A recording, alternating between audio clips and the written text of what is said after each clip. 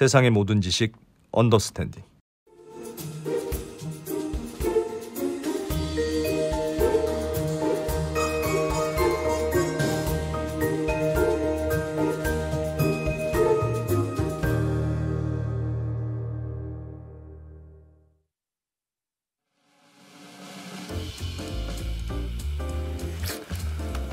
네.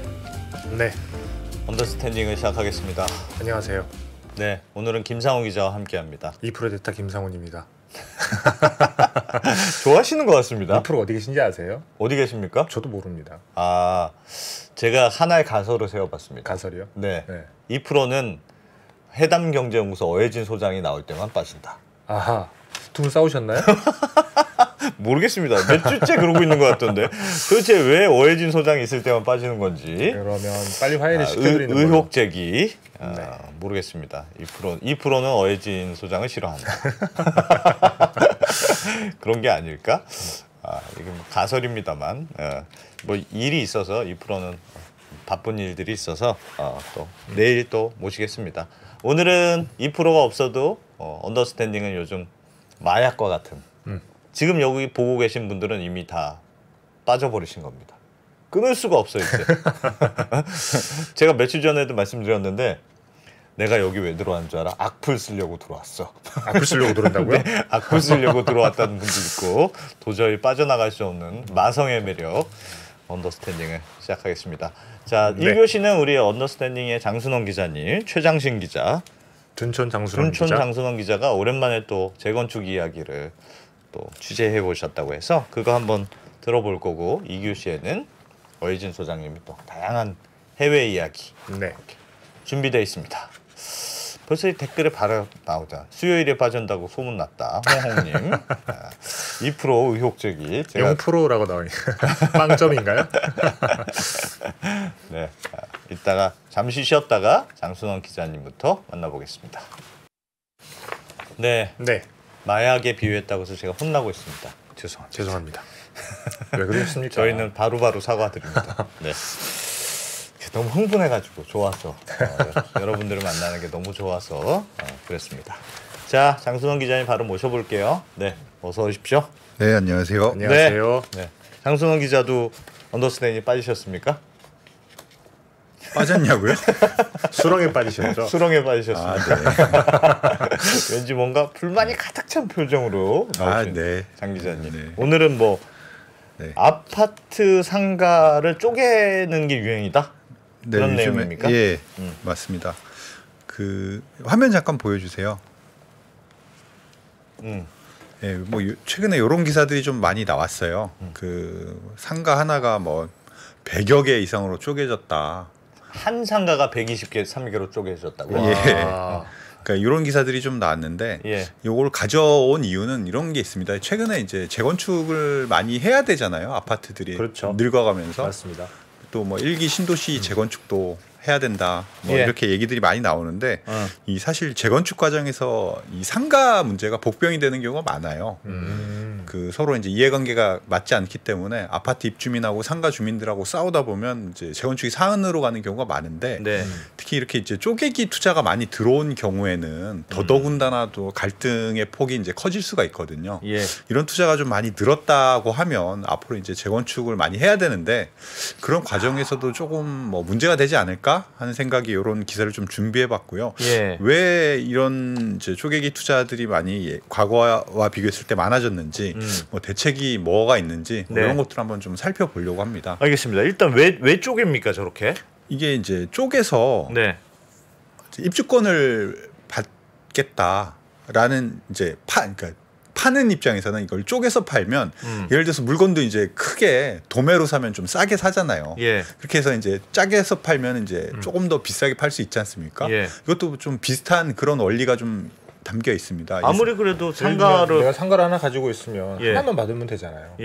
쪼갤 수 있으면 쪼개서 팔아가지고 돈을 또 버는 거죠. 아니 아무리 그렇다고 해도 100개로 팔면 100채를 주는 것도 아니고.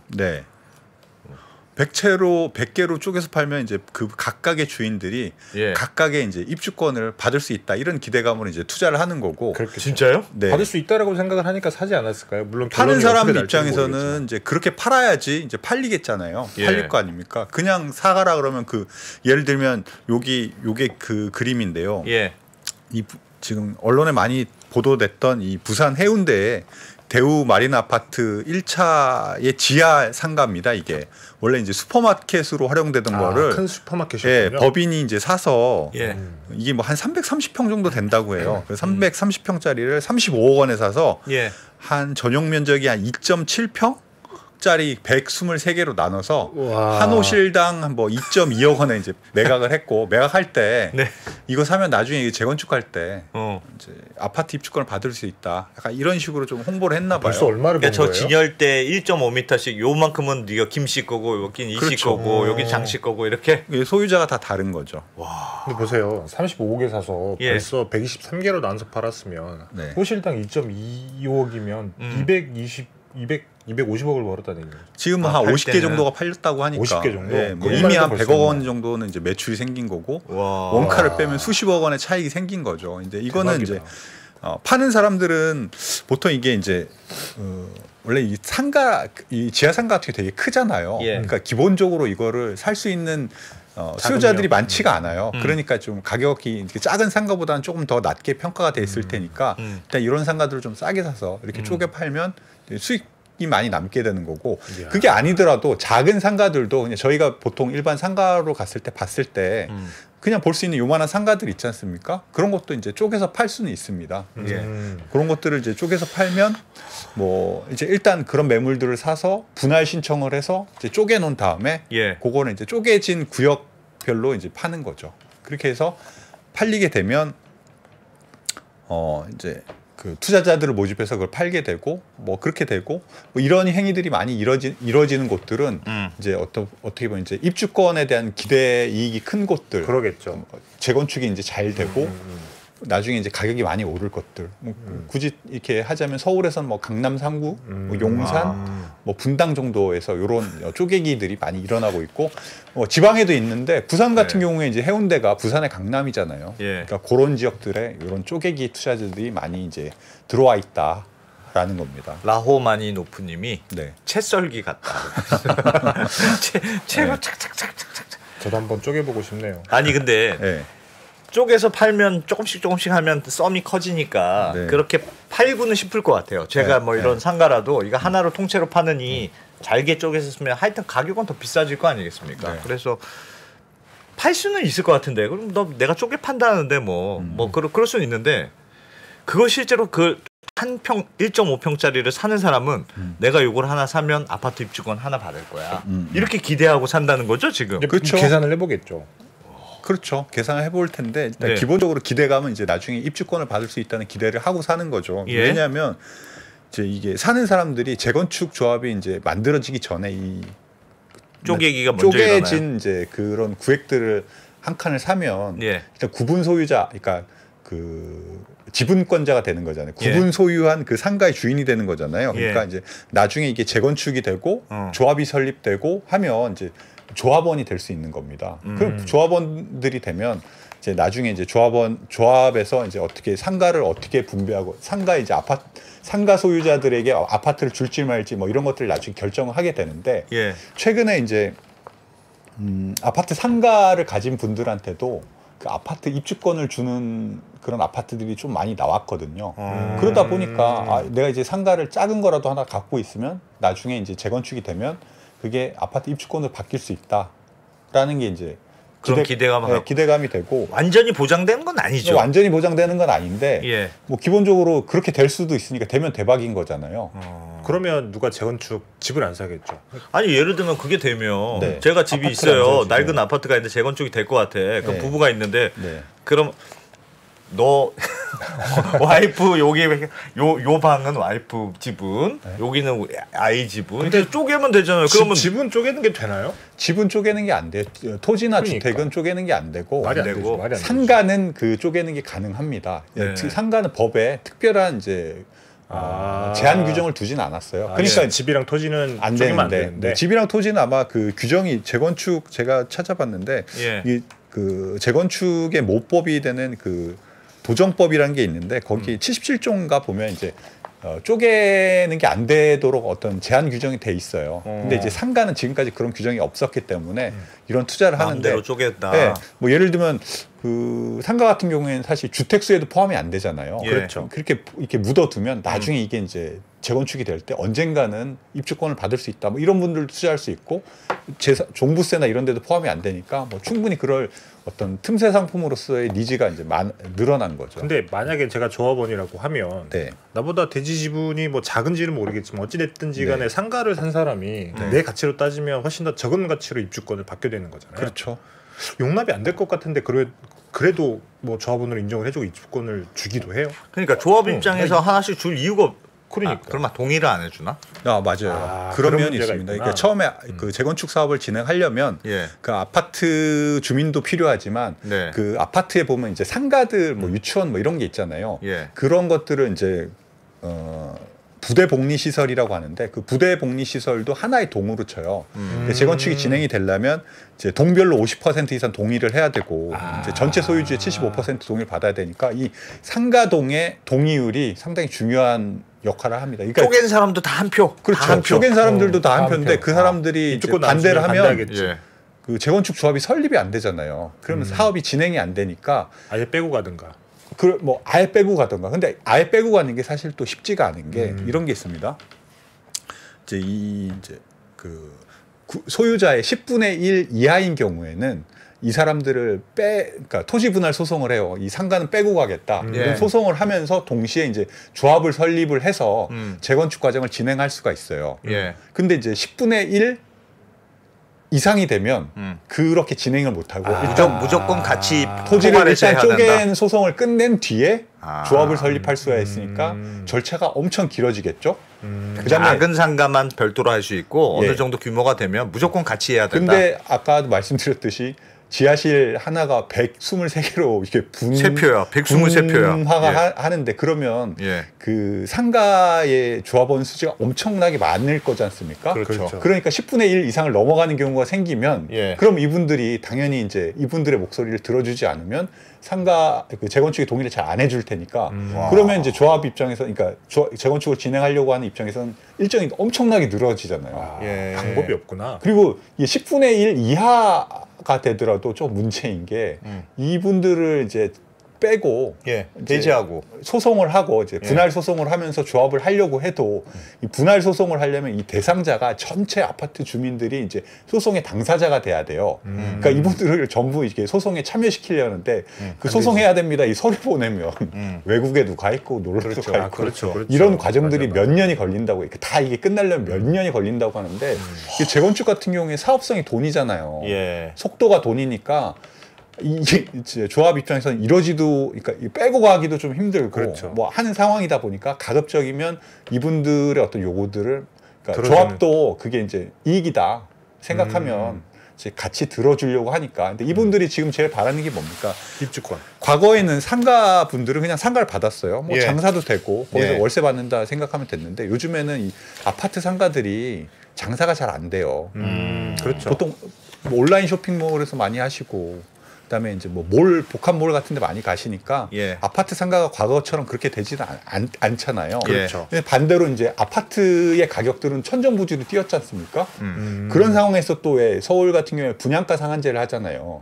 그러니까 입주권이 프리미엄이 엄청나게 올라간 겁니다. 그러니까 상가를 통해서 입주권만 받을 수 있다면 돈을 많이 버니까 그러니까 이분들의 이제 니즈는 입주권을 원하는 니즈들이 워낙 많이 늘었고 이런 것들이 이제 다 투자 수요로 오면서 이제 쪼개기들이 이제 많이 늘어난 어떤 토양이 된 거죠. 일종의 알박기 같은 셈이네요. 일종의. 그렇게 보실 수도 있는 게 집단 알박기. 그러니까 이분들의 이제 이분들이 요구하는 게 알이 너무 많아. 알이 너무 많아. 입주권을 100개 정도 생긴 거네. 만약에 내가 재건축에 동의해주면 니네 우리한테 웬만하면 입주권을 줄 수 있도록 조합 정관에다가 표시를 해달라라고 요구를 하는데 그거 안 들어주면 사업 안 되는 거죠. 안 되잖아요. 그리고 또 이게 또 뭐 순수하게 뭐 이분들 그러니까 뭐 손해 보는 게 아닐 수 있는 게 이제 상가 같은 경우에 보통 1, 2층짜리가 많잖아요. 예. 그래서 용적률이 남는 부분들이 있습니다. 그러니까 그러니까 아파트 조합원들도 상가랑 같이 하는 게 이제 용적률 측면에서 유리하거든요. 그 상가 쪽에 남는 용적률을 자기네들한테 쓰면 이제 일반 분양할 수 있는 아파트를 그렇죠. 많이 지을 수 있다. 그렇죠. 그러니까 그 위로도 쭉 올릴 수 있으니까. 그러니까 이제 서로의 이익이 부합하는 정도의 요구라면 이제 받아들여서 같이 가는 게 유리한 거죠. 아니 근데 예를 들면 100개의 알이 생겼다고 해봐요. 네. 그러면 그러면 하여튼 어느 정도는 들어주자. 빼고 가기는 너무 복잡해. 그래서 같이 가는데 예를 들면 쪼개기가 이렇게 많으면 그래도 한 10채만 더 줘. 10채만 입주권을 더 줘. 라면 그때 어떻게 협상이 되지만 예를 들면 여기 100개 저기 100개 뭐 이게 몇백 개다. 그럼 그거 어떻게 다 줍니까? 근데 예를 들면 5개만 주고 아니면 뭐 한 10개만 주고 알아서 100명이서 나눠 가죠. 할 수도 없잖아요. 그건 안 되죠. 그러니까 이게 이제 이렇게 뭐 알이 100개씩 생기면 이제 문제가 되는 거죠. 방법이 없는 거지. 그분들의 요구를 다 들어줄 수가 없잖아요. 예. 그 입주권을 100개를 주면 조합은 거덜납니다. 이분들 조합이라는 게 그렇죠. 이제 자기들 땅도 내지만 이 자기들이 낸 땅을 이제 일반 분양을 해서 그걸로 이제 수익성을 채워야 되는데 그 입주권을 다 이 저기 아파트 상가 분들에게 주고 나면 일반 분양 할 게 없잖아요. 그렇죠. 예. 50만 쳐도 500억. 예, 그러면 이제 수익이 안 되니까 그러니까 사업이 이제 진척이 안 되고 수익성이 떨어지니까 빠그라지는 거죠. 이렇게 100몇 개가 생기면 완전히 이제 뭐 쉽지가 않은 거고. 근데 이제 강남권 아무리 뭐 이런 것들이 이제 수익성이 좋은 사업지라고 해도 이런 식으로 이제 생기면 이제 사업이 안 되는 거죠. 이제 이분들은 합리적으로 봤을 때 이렇게 내가 이제 들어가면 이제 내가 입주권을 받을 수 있을 거야라고 생각해서 이제 막 들어오셨는데 이제 그런 것들이 이제 다 한꺼번에 모이다 보면 결과적으로 재건축 사업이 안 되고 그러면 이제 이분들은 되게 많은 돈을 그 아파트 상가에 이제 묶어놔야 되잖아요. 재건축이 안 되면 그 계속 들어가 있는 돈이고 사실 아까도 말씀드렸듯이 아파트 상가가 진행이 저기 월세 받는 게 별로 안 되거든요. 그러니까 큰 돈을 거기 계속 묶어둬야 되는 그런 리스크가 사실 있는 거죠. 그러면 사실 그 강남에 그런 사업장들도 많이 있어요. 그 반포 1, 2, 4주구라고 해서 그 반포역 근처에 엄청나게 크게 이제 저층 아파트 재건축하고 있잖아요. 거기 중간에 보면 그 한신 상가 아파트인가 아파트 상가인가 거기도 뭐 되게 크죠. 거기도 뭐 상가 자체도 큰데 거기 또 지분 쪼개기로 많이 들어왔다고 하더라고요. 뭐 그런 곳 같은 경우가 좀 대표적인 건데 지분을 많이 쪼갰는데 재건축에서 이게 제외가 됐어요. 물론 같은 아파트는 아니라서 이제 이 상가 쪽에서 같이 하고 싶었는데 뭐 결과적으로 안 맞아서 이제 깨졌거든요. 그런 아파트들은 또 뭐 계속 기다려야 되는 거죠. 그러면 거기다 이제 투자한 분들 입장에서는 많은 들이 거기에 묶여 있어야 되니까 입주권을 못 받으면 상당히 좀 타격을 받는 거고 예를 들어서 그 쪼개서 파는 분들도 그렇게 되면 리스크가 있는 게 어떤 게 있냐면은 이제 내가 이 대형마트를 이제 사서 쪼개서 팔 거야라고 생각해서 이제 대형마트를 딱 샀는데 아까 말씀드렸듯이 법에는 이거를 이제 막는 규정은 없어요. 근데 이제 이렇게 너무 많은 이제 쪼개기가 될 수 있을 것 같잖아요. 그렇죠. 그러면 이제 아파트 주민들 입장에서는 어떻게 생각하시겠습니까? 저거 안 된다. 안 된다. 저렇게 하면 이제 우리들 이익이 너무 많이 침해된다라고 이제 생각하실 거 아니야. 그러면 이제 그런 분들이 계속 이제 구청이나 이런 민원을 넣으시겠죠. 이제 아파트 쪼개기가 이제 성행합니다. 이거 막아야 됩니다.라고 이제 막 계속 민원이 들어오면 이제 구청 같은 데서 그 행위 제한, 그러니까 행정적으로 이제 행위 제한을 할 수 있어요. 그러니까 하지 마라. 네, 그렇죠. 이제 뭘 하지 말라. 쪼개지 말라. 요걸 한번 보여드릴까요? 네. 요건데 요게 이제 그 최근에 강남권에서도 요 아파트 쪽으로 이제 쪼개기들이 많이 들어왔다. 뭐 이런 민원들도 있고 이제 재건축 사업을 이제 진행하려고 하니까 이런 쪼개기들을 하지 말라고 이런 이제 고시를 하나 냈어요. 행위허가 뭐 개발 행위허가 제한 고시 요런 건데 제한 대상 행위에 이제 분양권을 늘리려는 행위, 그러니까 아까 말씀드렸듯이 상가를 쪼개는 행위들을 이제 막아두는 거예요. 그러니까 행정권을 발동을 해서. 근데 이제 이게 법에 규정이 없이 이제 행정 절차로 하다 보니까 이분들이 이제 사전에 그런 조짐이 있으면 이런 개발 행위 허가 제한 이런 고시를 내는 게 아니라 이미 이제 좀 많이 쪼개진 다음에 사람들이 막 민원이 막 들어오고 하면 이제 보통 약간 후행적으로 많이 들어가거든요. 이미 다 쪼개졌고 알들은 수많은 알들이 까져 있는 상태에서 주로 나온다. 그런 경우가 있어서. 근데 그럼 의미가 없잖아요. 행위 제한 하는 의미가. 이제 의미는 뭐 그러니까 더 많이 분화되는 걸 좀 막을 수 있는 100개를 샀는 100개가 안 했는데 200개가 이걸 또 되는 두 개로 한 200개가 될 수도 있으니까. 예, 뭐 그런 정도의 이제 의미는 있을 것 같은데 하여튼 이렇게 이제 지금 현재로서 법에는 없고 이렇게 이제 지자체나 구 차원의 그러니까 지자체 차원에서 이제 들어와서 행위 제한을 하는 그런 방식으로 지금 쪼개기를 좀 막고 있긴 한데 그게 아까도 말씀드렸듯이 좀 후행적인 측면이 있다. 근데 만약에 어찌됐든 후행적이든 그런 규제 때문에 네. 입주권을 못 받을 수도 있다라고 하면 사실 네. 상가를 쪼개서 사는 사람 입장에 어쨌든 본인도 투자이겠지만 네. 어떻게 보면 굉장히 뭐 감으로 때려잡아야만 되는 거예요. 그러니까 이게 일단 그런 거죠. 이미 이제 들어가 있는 분들은 이제 이런 투자 그 개발 행위 허가 제한이 들어와도 이제 소급 적용은 안 되니까 들어가 계신 분은 괜찮죠. 근데 이제 들어갔어도 만약에 들어갔는데 네. 못 받게 된다. 그렇게 네. 될 수도 있잖아요. 뭐 그렇게 될 수 있으니까 뭐 예를 들면 못 받게 되는 경우도 그러니까 이 상가를 갖고 있다고 해도 이게 다 받는 건 받는 건 아닙니다. 그러니까 요건이 있어요. 예를 들면 요게 이제 둔촌주공에서 이제 상가를 분양할 때 둔촌주공 예. 나왔던 그건데요. 그러니까 부대 복리 시설을 공급받지 아니하는 경우, 그러니까 상가를 받지 않는 분들은 예. 분양주택의 최소 분양 단위 규모의 추산액의 0.1을 곱한 이게 말이 좀 어려운데 예. 그 조합원 분양가 중에서 가장 낮은 게 있지 않습니까? 예를 들면 뭐 강남권에서 뭐 25평 정도 하는 게 분양가 12억 원 정도 한다고 치면 예. 내가 갖고 있는 상가를 감정 평가를 하거든요. 예. 재건축을 할 때 네. 그때 평가받은 금액이 네.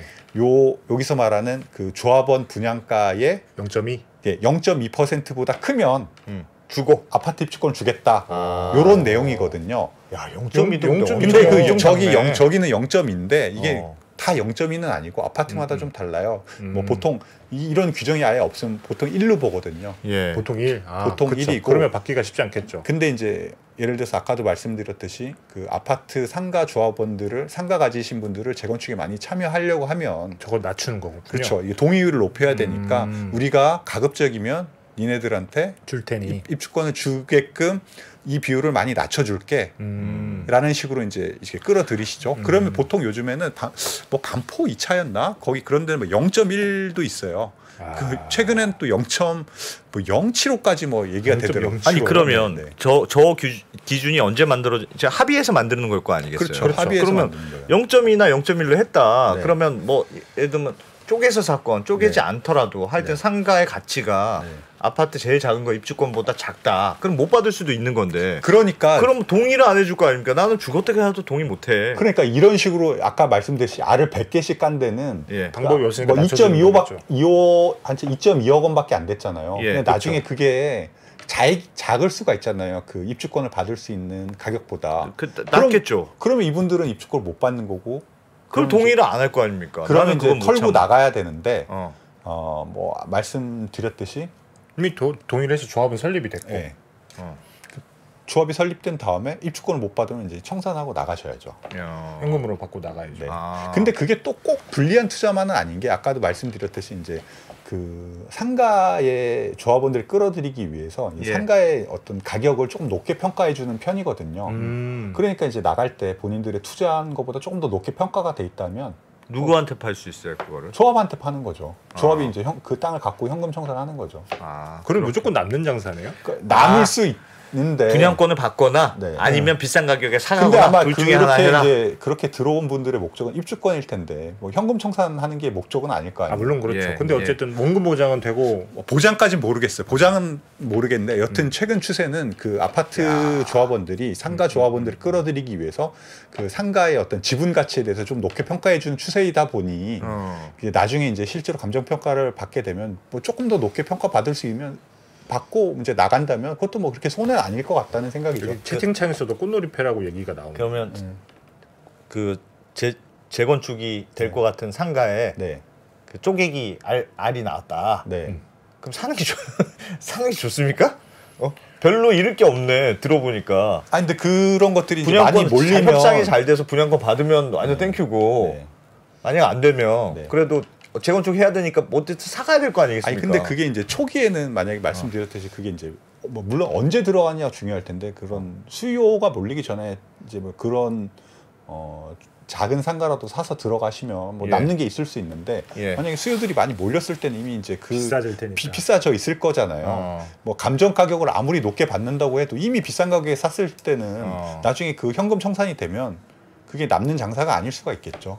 아, 그래요? 근데 최근에 사실 원래 이게 이런 그 아파트 작은 지분들을 투자는 그 뭐 강남권이나 이런 데서 좀 아름아름 끼리끼리 이루어졌다고 하더라고요. 예, 이미 돈 많은 분들이 한번 다 네, 쓸어갔군요. 돈 많은 분들은 이미 알고 계셨던 거고 네. 최근에 이제 이게 좀 일반인들한테도 많이 이제 알려지고 오픈되고 하면서 이제 투자 수요가 많이 이제 모였거든요. 선배 모였으니까 아무래도 이제 가격 자체는 많이 올라가 있고 지금 이제 뒤늦게 잘못 들어가면 선배 나중에 어. 이제 뭐 현금 청산을 당하게 되면 네. 당연히 이제 손실을 볼 수가 극간심 있겠죠. 생겼어요. 내 집 마련의 꿈이 이렇게 이루시나 했는데 그럼 늦었답니다. 질문 있습니다. 네. 이걸 예를 들면 브로커처럼 네. 그게 그렇게 해주는 데도 있습니까? 예를 들면 큰 뭐 슈퍼 같은 좀 면적이 나는 상가예요. 네. 그러면 내가 이거 100개로 쪼개주는 개인이 하기가 쉽지 않을 것 같은데 당연히 있겠죠, 선배. 그거를 해주는 브로커가 있는 아니, 모양이죠. 아까 그리고 저도 그 대우 아까 부산에 말씀드린 그 해운대 아파트 봤더니 뭐 예. 주변 부동산에서 투자 상담 같은 거 많이 하시고 그러시더라고요. 그러니까 그 주인인 법인이 아마 여러 군데 부동산이나 이런 데 뿌렸겠죠. 그래서 왜 상가는 마음대로 쪼갤 수 있도록 해줍니까? 그것도 막 100개씩 200개씩 이렇게. 그러니까 법률적으로 그때 아마 해운대구에서도 그렇게 쪼개기를 했는데 사람들이 왜 이거 왜 쪼개게 허용하느냐라고 예, 예. 왜 물어봤을 해줍니까? 때 뭐 그 절차상 문제가 없기 때문에 쪼개는 걸 허용해 준다. 그러니까 왜 그냥 지분 안 이제 되고 모르겠어요. 저도 상가는 왜 이거를 해주고? 아니 왜 토지라든지 주택 예. 같은 경우에 이제 쪼개기를 막아놨는데 예. 왜 토지나 이거는- 주택은 공개념이 들어가잖아요. 그렇죠. 그런 게 맞고 이 상가 같은 경우에는 사실은 완벽하게 약간 사유재산이죠. 민간의 어떤 성격이 강하고 특히 재건축은 민간의 성격이 강하고 자기 집이지 무슨 뭐 토지 공개념. 그 제가 한번 어이없네. 여쭤봤는데 국토부에 예. 이제 과거에 그러니까 이게 일단 그걸 제약을 하게 되면 이제 상가의 어떤 상가의 소유자들의 재산권이 좀 침해가 되고 왜 집도 침해가 되잖아요. 아파트도 난 쪼개고 싶다 나는. 그 이제 나는 주택은 사실상 난 우리 집에 살아도 사실상 이 선은 안 넘어간다. 선배 집값 너무 올라서 규제를 하지만 상가값 너무 올랐다고 규제를 합니까? 뭐 그런 거 상가도 너무 비싸면 마음에 안 들고. 그러니까 그런 것들이 이제 약간 민간의 영역이라고 생각했고 예. 또 상가 같은 경우에 아까 말씀드렸듯이 그 소유주가 10분의 1 이하인 경우에 소송을 통해서 상가 땅을 이제 떼버릴 수 있는 어떤 장치가 있잖아요. 예. 그러니까 그런 장치들이 있고 또 과거에는 이 상가가 그러니까 아파트 입주, 그러니까 아파트 가격이 최근처럼 이렇게 치솟으면서 입주권에 대한 프리미엄이 오르면서 이렇게 사람들이 투자자들이 많이 모였지. 과거에는 뭐 크게 관심을 안 가졌잖아요. 그리고 또 뭐 상가는 돈이 됐으니까 아파트 상가는. 네. 그러니까 크게 뭐 당국에서도 이건 그냥 민간의 영역에서 알아서 해도 되겠다. 이렇게 생각을 해서 특별한 규제를 두진 않았는데 근데 최근에 뭐 이런 사례들이 많이 늘어나고 또 이제 뭐 많은 이제 일반 투자자들까지 여기 좀 얽혀 있고 이 시장이 뭐 100개씩 뭐 이렇게 쪼개지면 나중에 이제 재건축들이 많이 이제 일어날 텐데 그 과정에서 좀 뭔가 문제를 일으키고 잡음을 일으킬 수 있겠다라고 생각을 해서 예. 이제 어떤 좀 규제를 하려고 법에다 규제를 하려고 하는 것 같아요. 근데 뭐 강남권에서는 뭐 이렇게 얘기를 하기도 하더라고요. 지금 그 아까 그 10분의 1 이상이 되면 예. 그 토지를 분할해서 따로 가기가 어렵다고 했잖아요. 예. 근데 이렇게 많이 쪼개지면 당연히 10분의 1 이상이 될 확률이 높잖아요. 그렇죠. 이런 경우는 좀 다르게 그럴 적용해야 되냐? 경우에는 이제 그 인원수만 규제하는 게 아니라 면적으로. 표지 그렇죠. 면적으로. 면적이 10분의 1 이하인 그러게요. 경우에는 이제 쪼개고 재건축 절차를 좀 진행할 수 있도록 법을 좀 바꿔달라는 요구가 있긴 한데 예, 면적으로 하는 게 합리적인 건 같네요. 뭐 마음대로 쪼개봐. 그래도 뭐. 그렇죠. 그러면 어차피 뭐, 합쳐도 안 되니까. 1이니 한 표니까 뭐. 근데 뭐 국토부에서는 아직 그 방안을 뭐 공식적으로 검토한다고 하진 않더라고요. 근데 예. 뭐 그거는 이제 어떻게 보면 강남권의 이제 아파트 주민들의 이해가 좀 반영돼 있는 그런 요구일 수도 있을 것 같은데 예. 하여튼 뭐 그 다양한 방안들을 그러니까 뭐 선제적으로 쪼개기를 막을 수 있는 무언가를 지금 고민은 하고 있는데 아직 모르겠어요. 이 국토부에서 이거 좀 적극적이지는 않은 것 같아요. 뭐 일단 고민은 하고 있는데 이게 잘 될지 모르겠는데요. 약간 이런 답변이더라고요. 지금 재건축도 뭐 잘 안 되는데 별게 다. 근데 이게 아까도 말씀드렸듯이 이제 그 지금 여기도 좀 재건축들 빨리빨리 진행해야 되고 예. 일기 신도시도 지금 막 기다리고 있잖아요. 예. 근데 이제 상가 문제들이 계속 발목을 잡기 시작하면 네. 아마 그렇죠. 부담이 되긴 될 거예요. 주택 공급 계획에 차질이 뭐 빚어지니까. 그러니까요. 그러니까 이걸 어떻게든 이제 규제 틀로 이제 들어와서 그렇게 이제 조금 옛날처럼 이렇게 막 100개씩 200개씩 쪼개는 행위들을 하지 못하도록 하는 방안들을 생각하긴 할 텐데 이게 또 뭐 그렇게 법으로 규제를 하면 또 여러 가지 또 부작용도 있을 수 있을 것 같아요. 예를 들면 뭐 이미 쪼개진 데는 약간 투자 수요가 더 몰리면서 프리미엄 붙을 수도 있는 것 같고 예. 또 뭐 어떤 곳에는 절판 마케팅 같은 것도 야 이거 법 생기면 더 못한다 빨리 빨리 들어와라. 뭐 이런 이거 어떻게 보면 좀 근데 법리적으로 봤을 때 쉽지는 않을 것 같기는 해요. 뭐가요? 어떤 게요? 그러니까 쪼개지 말아라. 어. 그러니까 완벽하게 나의 재산인데.